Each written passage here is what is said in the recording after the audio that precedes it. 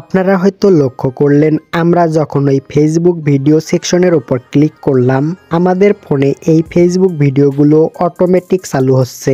এটা যেমন আমাদের বিরক্তিকর লাগার কারণ, তেমনি কিন্তু আমাদের অজান্তেই অধিকাংশ এমবি কেটে নেয় এই ফেসবুকে অটো প্লে হওয়া ভিডিওর মাধ্যমে।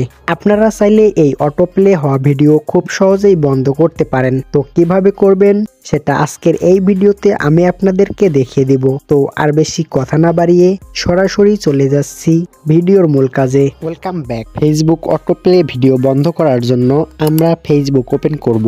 এখানে আমরা ভিডিও সেকশনে ক্লিক করব। দেন এখানে আমরা একটা ম্যান আইকন পেয়ে যাব, এর উপর ক্লিক করব। এর উপর ক্লিক করে দেওয়ার সঙ্গে সঙ্গে ঠিক এরকম একটা ইন্টারফেসে নিয়ে আসবে। আমরা এখান থেকে তৃতীয় অপশনে ক্লিক করব। তৃতীয় অপশনে ক্লিক করে দেওয়ার সঙ্গে সঙ্গে এরকম অনেকগুলো অপশন চলে আসবে। এখানে আমরা যদি লক্ষ্য করি দেখতে পাবো অটো প্লে, তার নিচেই দেখতে পাবো আবারও 3টা অপশন। এখান থেকে আমরা যদি on mobile data and wifi এর উপর টিক মার্ক দেই তাহলে আমাদের মোবাইল ডাটা অথবা ওয়াইফাই কানেকশন থাকলেই এই ভিডিওগুলো অটো প্লে হবে।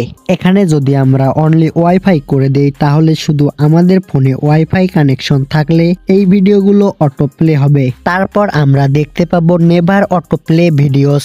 এরপর যদি আমরা টিক মার্ক দিয়ে দিই তাহলে আমাদের ফোনে ফেসবুকের কোনো প্রকার ভিডিও অটো প্লে হবে না। তো আপনারা যদি ফেসবুকের একদম অটো প্লে ভিডিও বন্ধ করতে চান তাহলে অবশ্যই নেভার অটো প্লে ভিডিওস এর উপর টিক মার্ক দিয়ে দিবেন। তো এই ছিল মূলত আজকের ভিডিও, আশা করি বোঝাতে পেরেছি। ভিডিও ভালো লাগলে লাইক, কমেন্ট, শেয়ার এবং অবশ্যই আমাদের চ্যানেলটি সাবস্ক্রাইব করতে একদমই ভুলবেন না। ধন্যবাদ সবাইকে।